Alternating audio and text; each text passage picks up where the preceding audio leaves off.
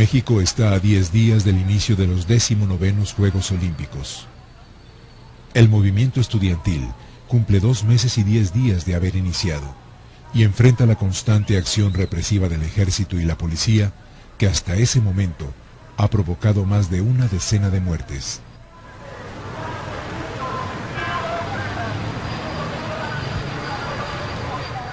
Desde la terraza del tercer piso del edificio Chihuahua, los oradores del Consejo Nacional de Huelga se dirigen a una multitud de cerca de 8,000 personas.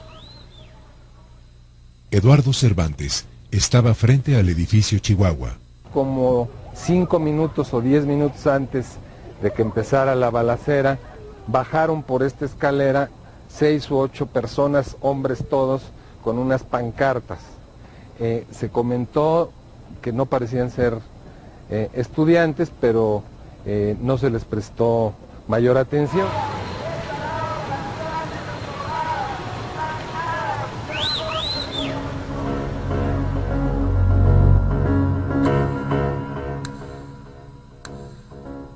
Tres contingentes del ejército habían tomado posiciones.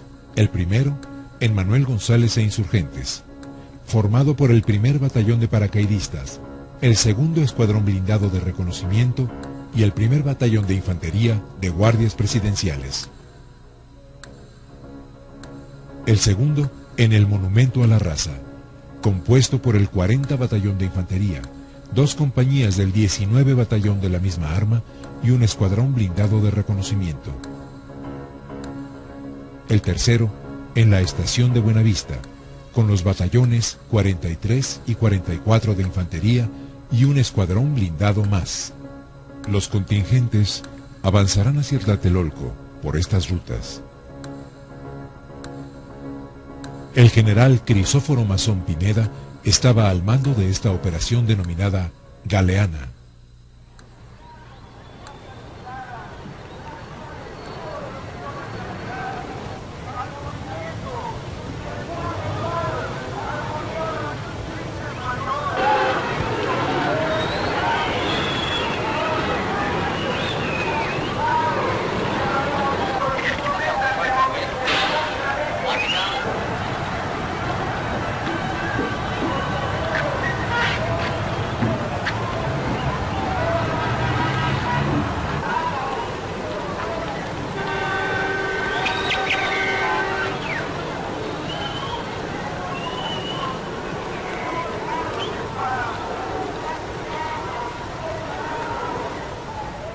Y me asomé para querer escuchar lo que estaba diciendo el líder en ese momento, cuando de repente, frente a la torre de relaciones exteriores que tenemos aquí enfrente, vi salir una luz de bengala.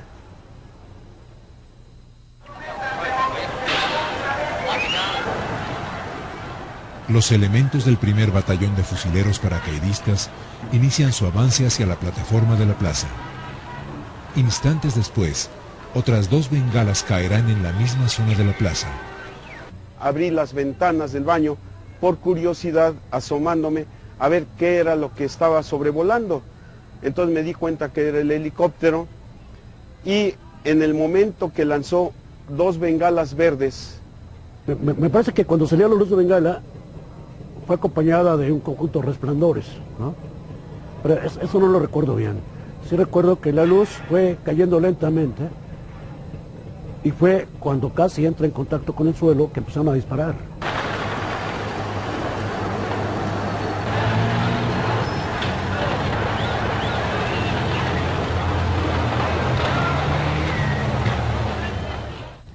Corrían de un lado a otro en esta zona, pero no sabíamos por qué, y entonces de repente comenzaron a sonar especie de balazos.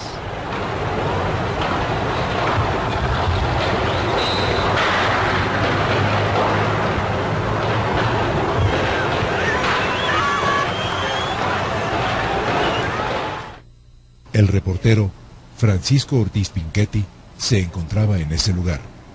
Se oye un ruido como un trueno, un aparato, quizá una tanqueta que entraba.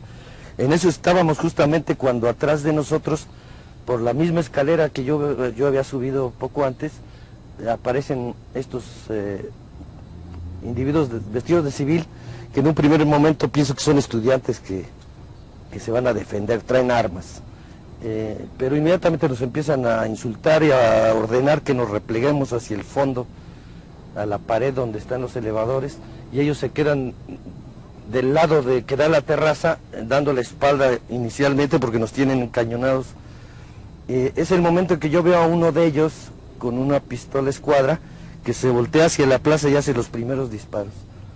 En la misma terraza se percibe un resplandor.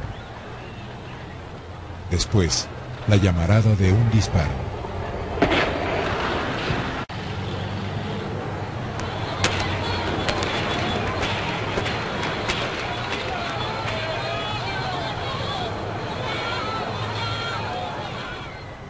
Este soldado identifica el origen de los disparos. Finalmente su arma apunta en dirección a la terraza del tercer piso del edificio Chihuahua.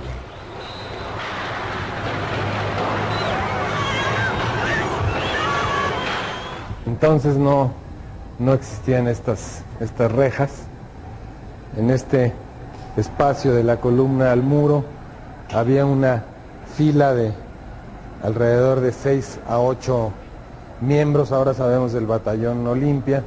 La mayor parte tenían un guante blanco o un pañuelo blanco amarrado, eran jóvenes, la mayor parte de ellos se les notaba muy nerviosos, estaban apuntando a los que estaban entrando en cantidad importante de gentes que venían corriendo, hasta que alguien gritó de la otra esquina que estaba abierta la otra parte.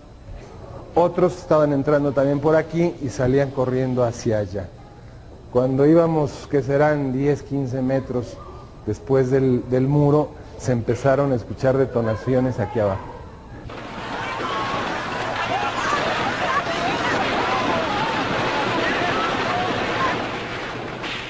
Un soldado protege con su cuerpo a un niño. Alguien cojea. Decenas de acciones simultáneas.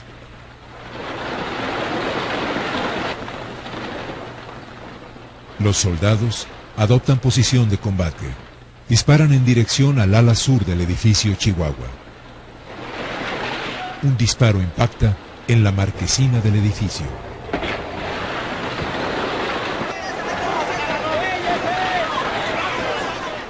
Yo estaba parado exactamente ahí y por aquí corrían las gentes, hombres, mujeres, jóvenes. Cuando yo les gritaba, corran, aquí está abierta una ventana. Entonces no había esta reja, fácilmente podían subir a ese departamento. Y no miento, como 30 o 40 gentes, no sé cuántas, ¿no? Estuvieron metidas ahí en pecho tierra, tiradas, porque había ráfagas de tiros por todos lados.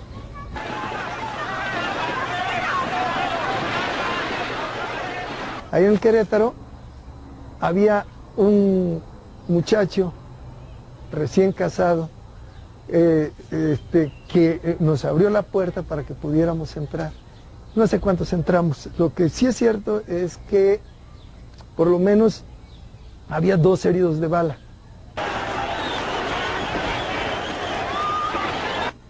Yo alcanzo a ver gente que se retira de la plaza me quedaba a la izquierda de mi vista. Van corriendo, mucha gente, y veo gente caer, ¿no? Los soldados corren hacia el barandal del puente y empiezan a bajar.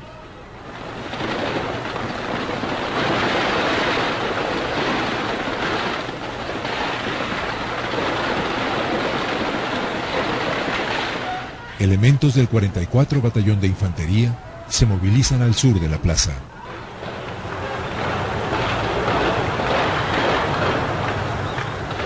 Cerca de los edificios Chamizal y Atizapán, el ejército rodea la zona. En el 8º piso del Atizapán vivía la familia Baliñas. Yo estaba ahí, digo de chiste, cuidado y me tiro, y en eso yo veo volar vidrios. Al ver volar vidrios, veo que mi hermana, la que tenía 11 años, se levanta el vestido y le veo dos marcas negras, ¿no? y dice me dieron. ¿Quiénes dispararon? Los soldados. Los edificios Atizapán e Iste 11, ubicados a unos 200 metros de la plaza, son atacados. Las balas han provocado muertes en los edificios Molino del Rey, Revolución de 1910, 5 de febrero, Aguascalientes, San Luis Potosí, Tamaulipas, en la Torre de Relaciones Exteriores y en el Chihuahua. Los agrupamientos militares avanzan desde el poniente y desde el sur, forzando la huida de la mayoría de los manifestantes por el norte de la explanada.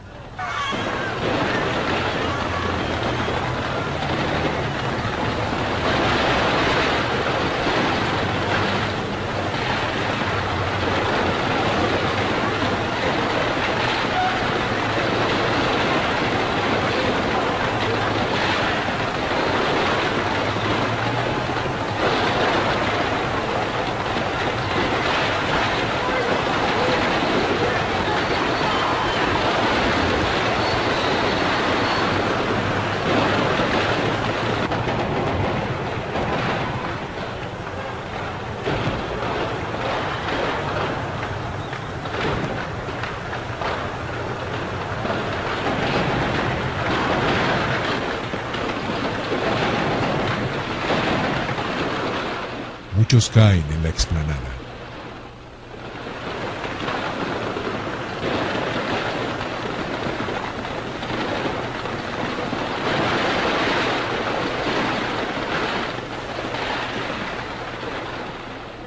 Y nomás veía cómo corrían para acá, corrían para allá. Y en la puerta eso es lo que no perdono jamás. En la puerta de la iglesia se veía desde lejos, así el montón de, haz de cuenta que lavaron ropa y la dejaron tanto en el suelo como en la puerta de la iglesia, el montón de colores. La iglesia cerró sus puertas desde el inicio del ataque. Decenas yacen en el suelo. Es imposible calcular cuántos han sido alcanzados por las balas.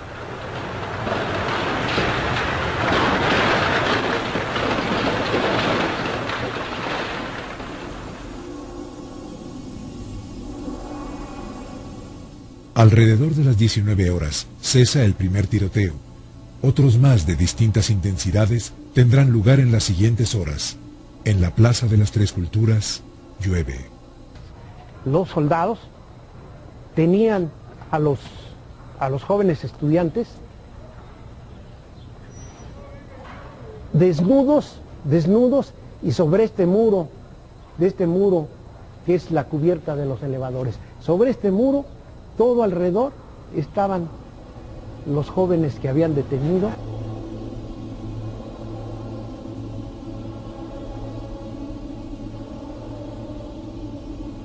Empezaron a meterse los policías y los soldados a los edificios. Entonces, a mí me tocaron, abro y se meten 3 soldados. Dicen, nos vamos a llevar a los muchachos. ¿Y por qué? Porque son belicosos, que sabe que a ver dónde está una orden o algo para que se puedan detener. Si no están haciendo nada, están estudiando, están leyendo, y además no se quieren meter en líos. A nosotros nos vale. Entonces me meto a la cocina y saqué un sartén. Digo, ustedes se lo llevan y me llevan a mí también. ¿Y a usted por qué? Porque le va a romper la mamá.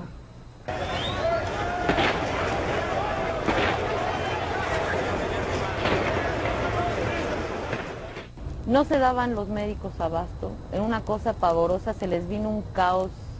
El hospital estaba saturado, no había quirófanos, no había material de curación, no había anestesia. A mí me operaron sentada y en un mismo lugar estábamos 4 personas.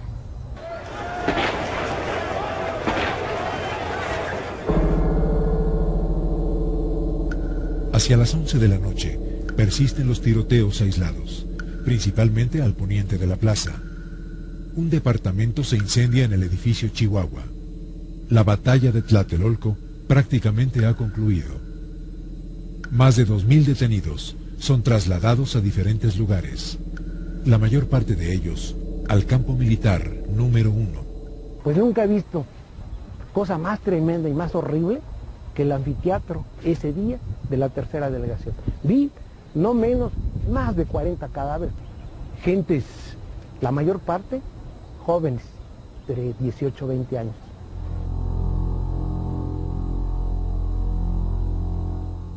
Ya en la madrugada, pues la curiosidad normal de uno, pues entre las cortinas a ver qué pasaba, y era dantesco aquel espectáculo.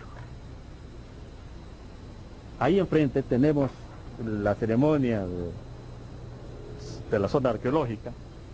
Ahí precisamente donde está el hombre en la reja, ahí estaba un cuerpo. Me impactó mucho. Empecé a buscar con la vista y no vi uno, vi varios cuerpos tirados. La plaza estaba llena de zapatos. Y curioso, estaba lloviendo esa noche. Y aún así estaban gente, los bomberos lavando la explanada. Ahí enfrente, donde está ahora que es Biblioteca de Relaciones Exteriores, estaban en fila sobre la pared los mujeres y jóvenes desnudos, completamente desnudos.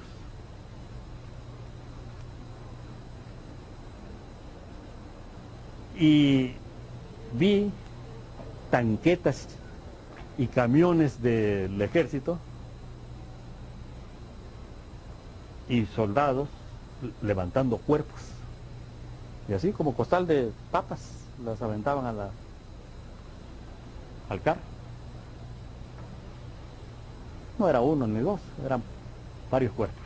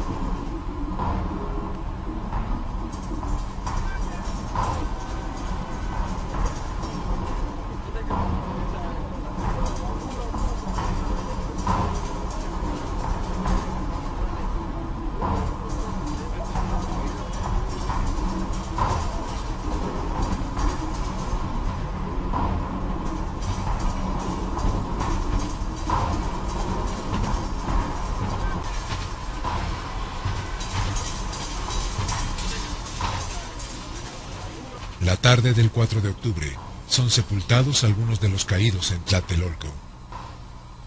En el Panteón Jardín es enterrado el estudiante Guillermo Rivera Torres, muerto por heridas de bala en la Plaza de las Tres Culturas.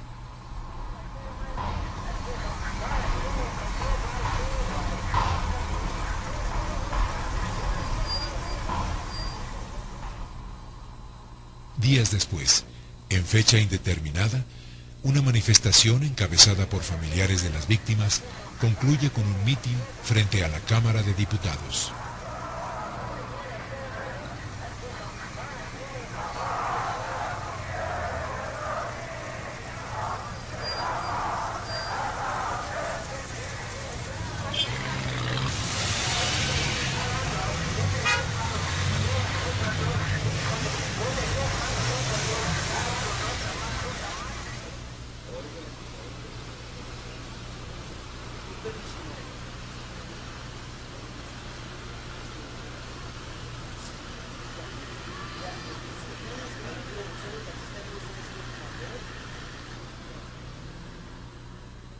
Muchos continúan detenidos en el campo militar número 1.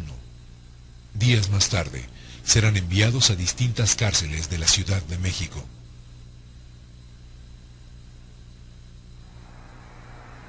La tropa permanece en Tlatelolco hasta el 9 de octubre. 3 días más tarde, dan inicio los 19º Juegos Olímpicos en la Ciudad de México.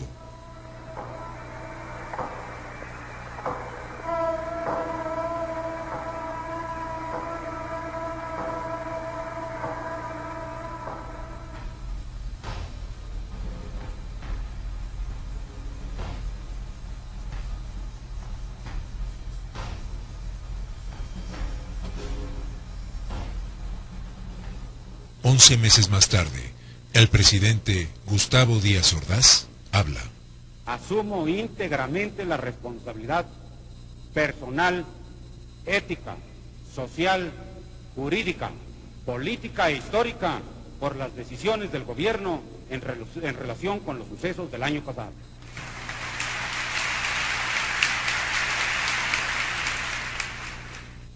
En 1976, el exmandatario volvía al tema del 2 de octubre.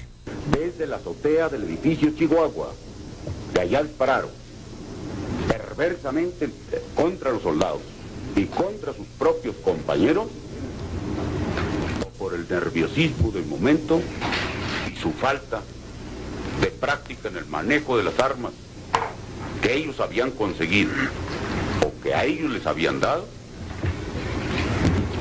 no pudieron controlar los disparos y no solamente hirieron y lesionaron a soldados, sino también a sus propios compañeros.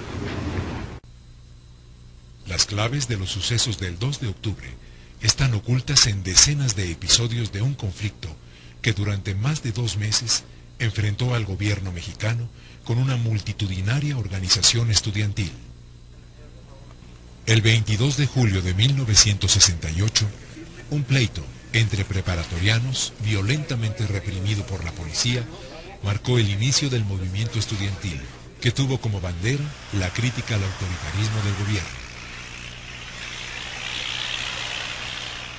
A una semana del inicio del conflicto, Luis Echeverría, secretario de Gobernación, solicitó la intervención de las Fuerzas Armadas para enfrentar a los inconformes y responsabilizó de los desórdenes a militantes de las Juventudes Comunistas.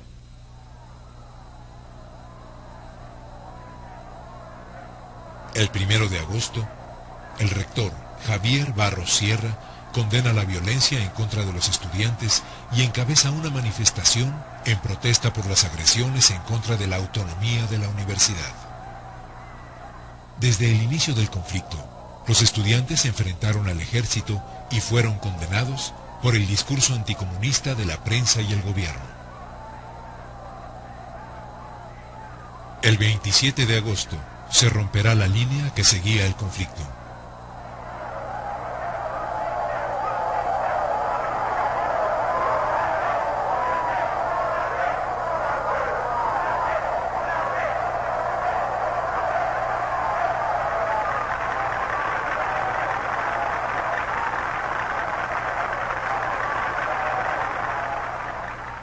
Una enorme manifestación desemboca en el Zócalo.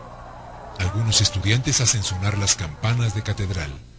Otros izan una bandera rojinegra en el asta central. Sócrates Campos Lemos, del Consejo Nacional de Huelga, propone a la multitud permanecer en la plaza hasta forzar el diálogo público con el presidente Díaz Ordaz.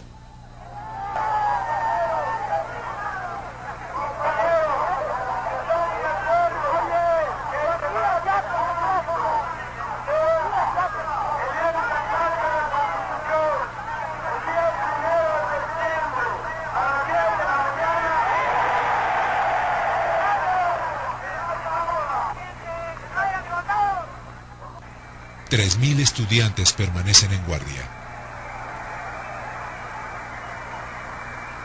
Durante la madrugada, son desalojados.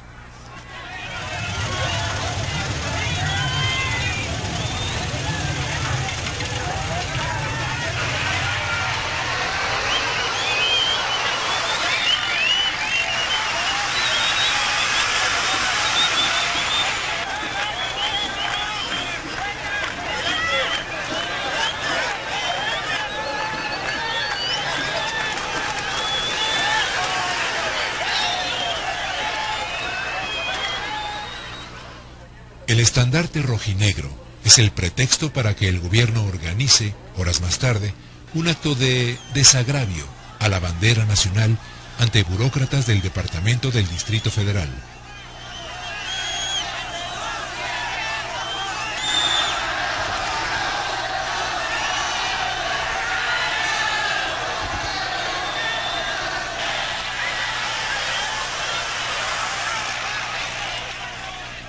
Un contingente estudiantil se agrupa.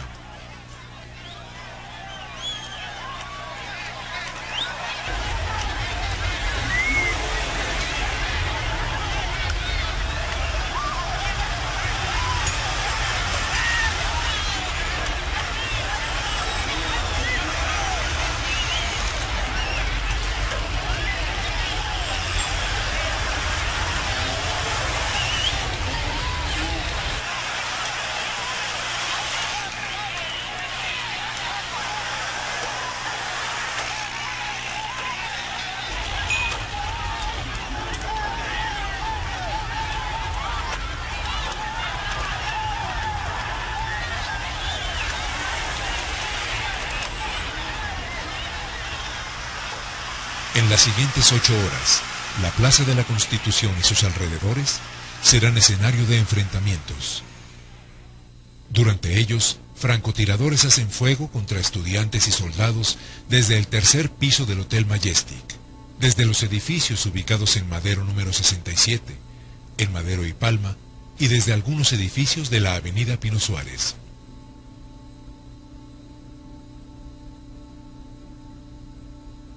Dos sospechosos de haber disparado desde los edificios son detenidos. Se les decomisan una subametralladora y un rifle M2. Una escena revela, sin embargo, que los francotiradores actuaban a las órdenes del gobierno. Atención. El disparo proviene de la sede de la Suprema Corte de Justicia de la Nación. Es imposible que en este lugar se hubieran apostado francotiradores sin la autorización de funcionarios gubernamentales del más alto nivel. Tras los sucesos del 28 de agosto, se ocultan las claves de una provocación. Documentos oficiales aportan indicios de que Campos Lemus actuaba en coordinación con cuerpos de seguridad del Estado.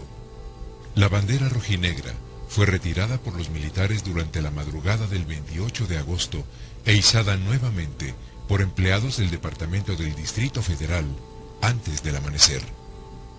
Por otra parte, los presuntos francotiradores detenidos no fueron consignados a las autoridades.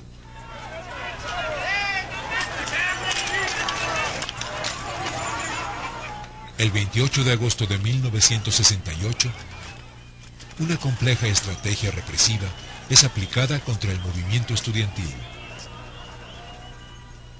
Ese mismo día, el embajador de los Estados Unidos en México, Fulton Freeman, envía un telegrama al Departamento de Estado de su gobierno. En él informa: el presidente Díaz Ordaz decidió que ha llegado el momento de poner punto final a los desórdenes estudiantiles. Él se mostró profundamente ofendido por la toma estudiantil de la catedral y por el izamiento de un estandarte rojinegro en el astabandera del Zócalo. Freeman informa asimismo que el conocido comunista Heberto Castillo será arrestado tan pronto salga del campus de la universidad. Precisamente, esa misma noche, Heberto Castillo, integrante de la coalición de maestros, logra escapar de una violenta tentativa de detención ilegal a las puertas de su casa. Los informes del embajador Freeman serán corroborados con nuevos hechos. El 29 y el 31 de agosto, estudiantes de la Vocacional 7 del Politécnico son atacados por individuos vestidos de civil. Se trata del primero de 10 asaltos armados que se realizarán contra vocacionales y preparatorias bajo el mismo patrón.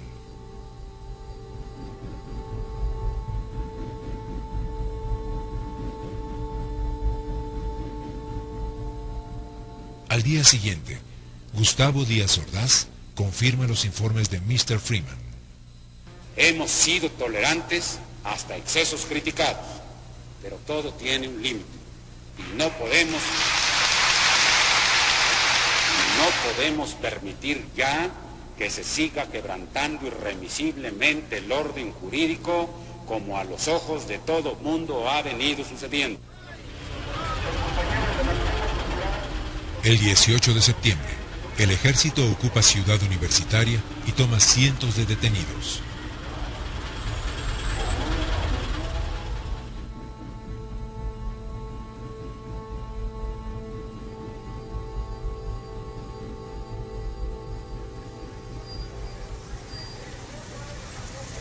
...23 de septiembre. Tras un largo enfrentamiento, soldados y granaderos toman el casco de Santo Tomás del Politécnico.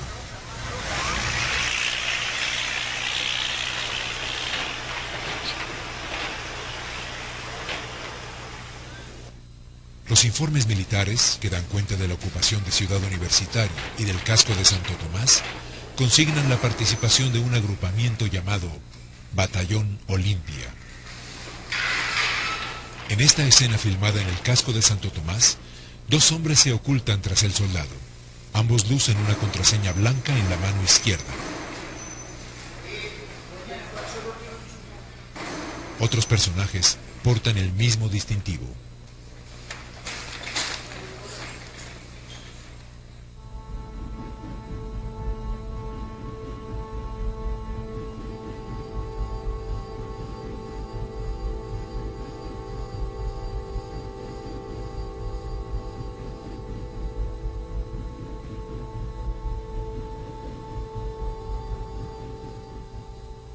En la cafetería del plantel hay detenidos. A la derecha del cuadro, un personaje porta un arma larga y ostenta la contraseña blanca.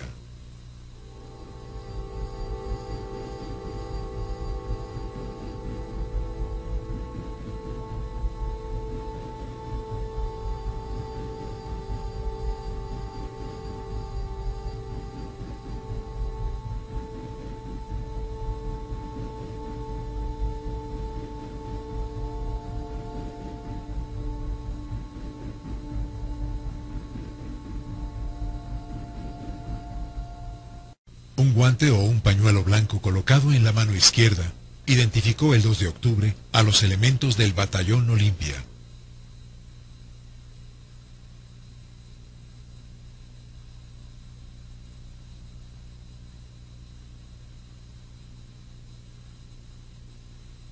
Las iniciales 1ZM significan Primera Zona Militar.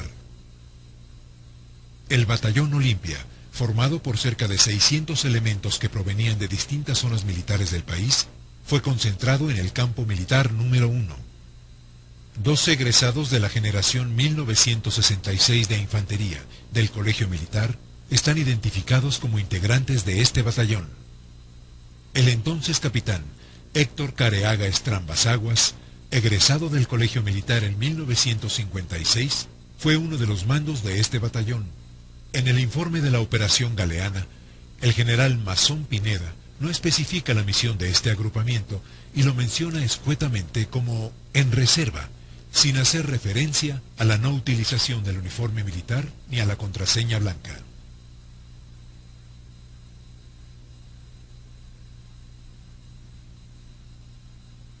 Varios departamentos de Tlatelolco fueron tomados por la fuerza antes del inicio de la concentración estudiantil del 2 de octubre. Al menos 2 compañías del Batallón Olimpia se ocultaron en ellos con órdenes de detener a los dirigentes estudiantiles. Cuando el helicóptero dio la vuelta, a esta altura, es cuando lanzó la luz de bengala. No sé qué le pasó a mi padrino, se asustó mucho, me dijo vámonos, y el señor que estaba aquí, o muchacho, se enredó un pañuelo blanco y sacó una pistola, y al señor que estaba enfrente casi de él, hacía quemarropa, le disparó aquí.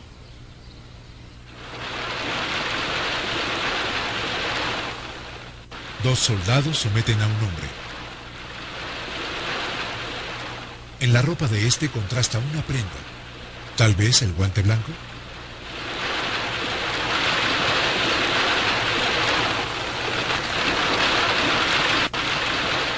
Existen evidencias para concluir que hubo gran descoordinación inicial, tal vez provocada entre los militares vestidos de civil y los uniformados. Entonces hay un momento de paz por fin, cuando ellos empiezan a quererse identificar, así como estaban tirados, sacan la mano enguantada por la parte abierta de la terraza y gritan blanco, blanco, blanco, pero por respuesta obtienen una nueva balacera. Y entonces nos dicen todos a la vez, 1, 2, 3, somos Batallón Olimpia, y gritamos todos, 1, 2, 3, somos Batallón Olimpia, pero la balacera sigue.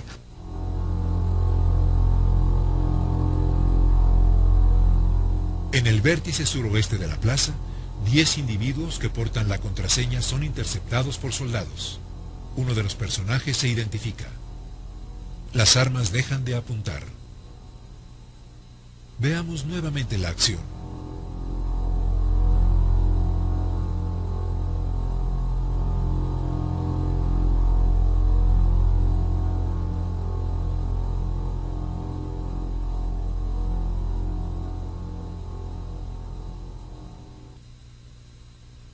El 21 de septiembre es atacada la preparatoria número 9. Todos los agresores portan la contraseña blanca en la mano izquierda.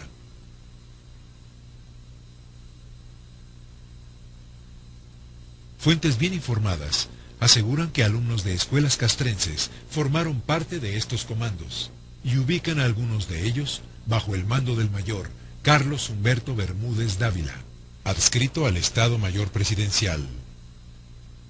De una escuela militar que tenía su sede en Irapuato, de una entre otras escuelas militares que tenía su sede en Irapuato, que era la Escuela Militar de Aplicación de Infantería, Artillería, Zapadores y Servicios, conocida como EMAYASIS.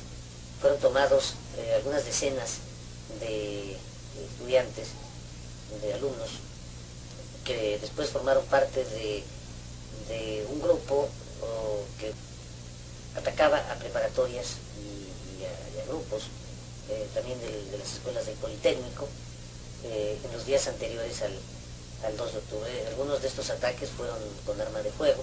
Uno de los mandos de este grupo era el mayor Bermúdez Dávila. Un hombre llamado Francisco Rodríguez Villarreal es detenido por la policía. Ocultaba armas en un vehículo e intentaba entregarlas a estudiantes de la Vocacional 7 durante un choque entre estudiantes y granaderos. Rodríguez Villarreal era teniente del primer batallón de infantería de guardias presidenciales y egresó del colegio militar ese mismo año como oficial de artillería. 5 días antes de los sucesos de Tlatelolco, 8 hombres son detenidos cuando transportaban armas y municiones dentro de esa unidad habitacional, luego de intentar identificarse como empleados de distintas dependencias oficiales. Los sospechosos fueron liberados. Hay sustento suficiente para afirmar que en 1968, desde el Estado Mayor Presidencial y desde altas esferas del gobierno, se auspició la operación de grupos clandestinos que ejercieron la violencia y perpetraron actos de provocación contra el movimiento estudiantil.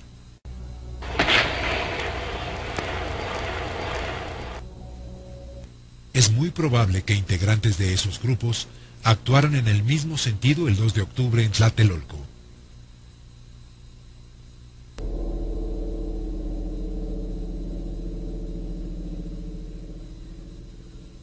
En cuanto las bengalas toquen el suelo, un arma será disparada desde esta ventana. Los disparos provienen del departamento 209, entrada C, del edificio Chihuahua.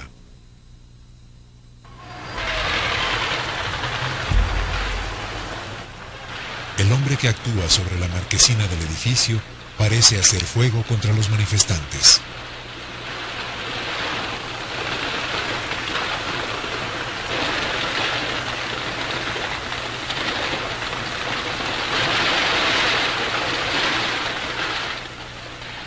La película está cortada e impide seguir la acción.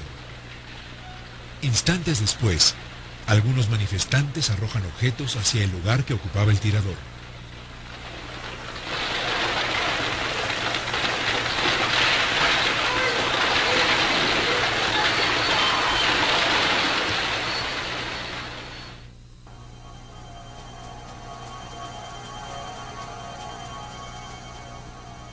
varios personajes salen por la puerta lateral de la iglesia.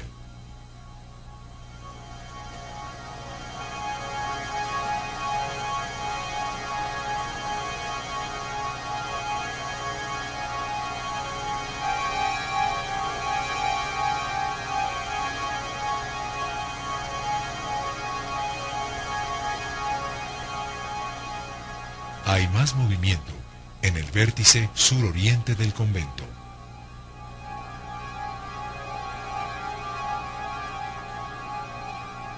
La iglesia de Santiago fue controlada antes del mitin y cientos de detenidos fueron concentrados en el convento anexo. El templo y el convento fueron base de operaciones de militares uniformados y vestidos de civil. Diversas fuentes aseguran que en la azotea del templo actuaron tiradores ocultos. En este croquis se indican las posiciones que ocupaban algunos francotiradores en la azotea del templo, en los edificios Chihuahua, 2 de abril, 15 de septiembre, Revolución de 1910 e Iste 11. Es probable que algunos de estos hombres actuaran como francotiradores desde lo alto de la iglesia. En este mueble está la huella de un impacto. Y aquí en la cocina permanece en el mismo lugar de este refrigerador. Aquí se ve claramente el impacto. Las marcas corresponden a proyectiles cuyas trayectorias fueron horizontales. Tiradores ubicados en esta posición pudieron haber disparado contra el departamento ubicado en el 6º piso del edificio Chihuahua. El capitán Fernando Gutiérrez Barrios era jefe de la Dirección Federal de Seguridad. Agentes de esa corporación infiltraron el movimiento estudiantil en 1968. La Dirección Federal de Seguridad rendía informes al presidente de la República y a la estación en México de la Agencia Central de Inteligencia de los Estados Unidos, la CIA, integrada por unas 50 personas. Miguel Nazar Haro era el enlace de la Federal de Seguridad con la CIA e intervino en detenciones e interrogatorios de dirigentes durante el movimiento estudiantil. Este hombre estuvo en México en 1968, comisionado por Interpol. Se le atribuye haber asesorado a grupos especiales y es probable que haya estado presente en el operativo de la Plaza de las Tres Culturas. Héctor García Rey, de nacionalidad argentina, fue comisario de la Policía Federal de ese país y en los años 70, jefe de la Alianza Argentina Anticomunista, la AAA, grupo responsable del asesinato de más de 2.000 personas en esa nación. La presencia de García Rey en México probablemente está relacionada con las actividades de la CIA. El presidente Gustavo Díaz Ordaz era amigo personal de Winston Scott, jefe de la estación de la CIA en México. La foto corresponde a la boda de Scott en 1962. Adolfo López Mateos y Gustavo Díaz Ordaz fueron testigos de la ceremonia.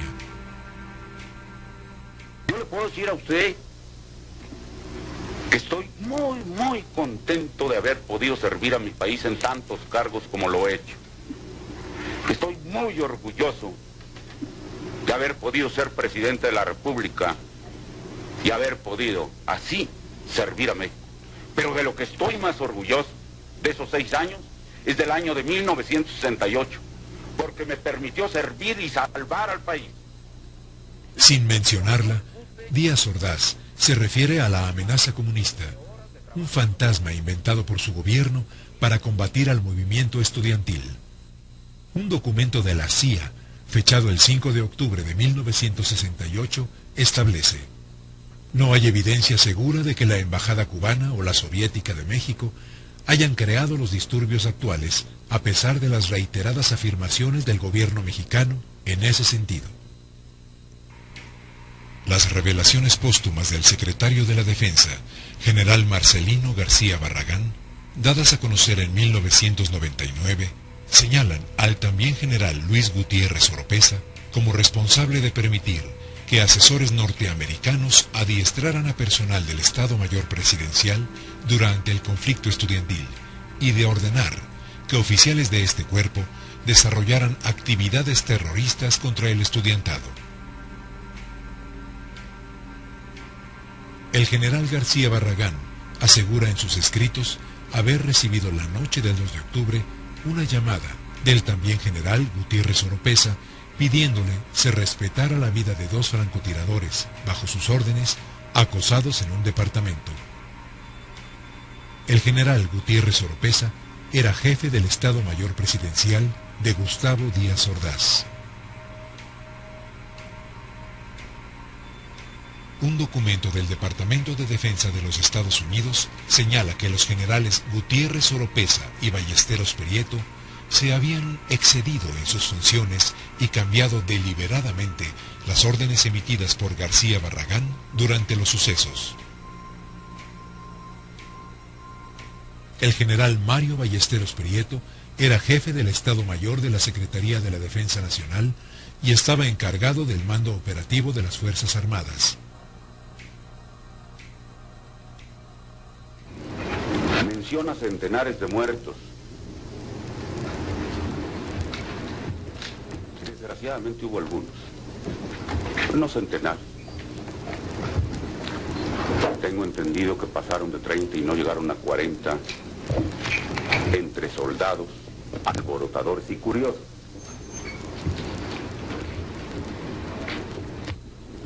Se dirá que es muy fácil ocultar y disminuir, pero ¿cuál plazo a cualquiera que tenga el valor de sus propias opiniones y sostenga que fueron centenares, a que rinda alguna prueba, aunque no sea directa y concluyente? Nos podría bastar con lo siguiente: que nos haga la lista con los nombres. Podrán decir, como se ha dicho en otras ocasiones, que se hicieron desaparecer los cadáveres, se sepultaron clandestinamente, se incineraron. Eso es fácil. No es fácil hacerlo impunemente, pero es fácil hacerlo.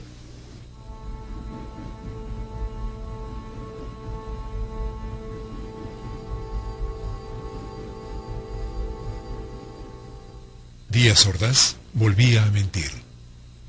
Si bien es imposible determinar el número de víctimas por los sucesos del 2 de octubre, en un documento desclasificado del Departamento de Defensa de los Estados Unidos se lee: no pueden encontrarse cifras seguras sobre el número de bajas en la batalla del 2 de octubre. Los reportes recibidos hablan de una alta cifra de 350 muertos. Los mejores cálculos de la embajada estiman que la cifra está entre 150 y 200.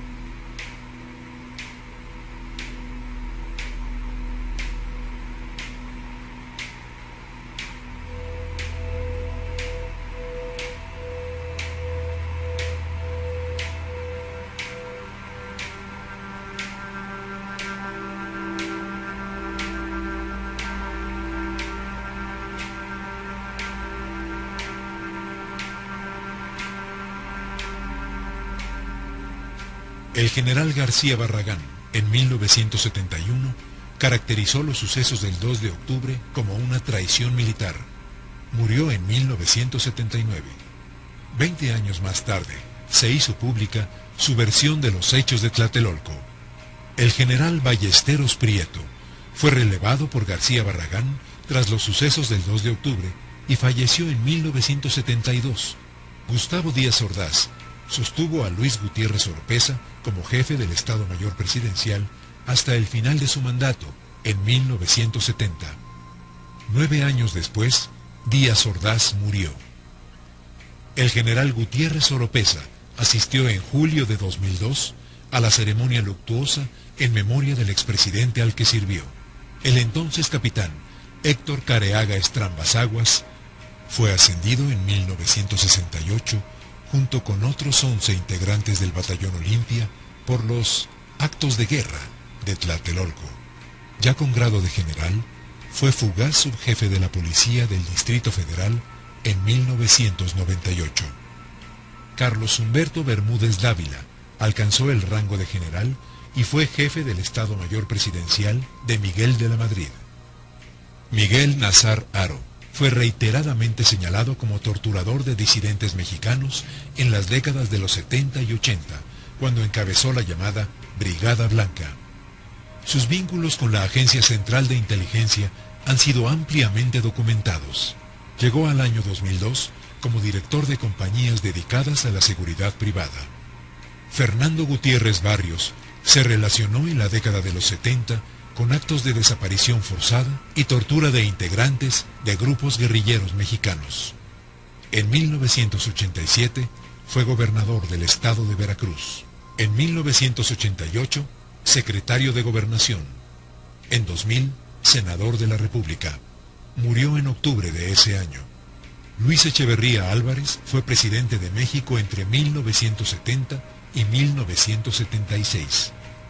Durante su mandato, una nueva matanza de estudiantes tuvo lugar en 1971 y centenares de disidentes fueron desaparecidos por grupos militares y policíacos.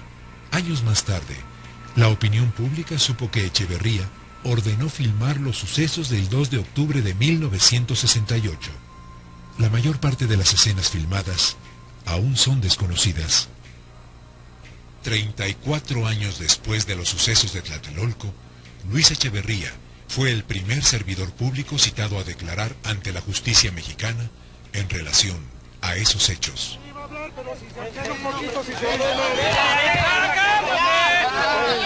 No se puede hablar así. Diles que se calle. No pongas la boca. Diles que se calle.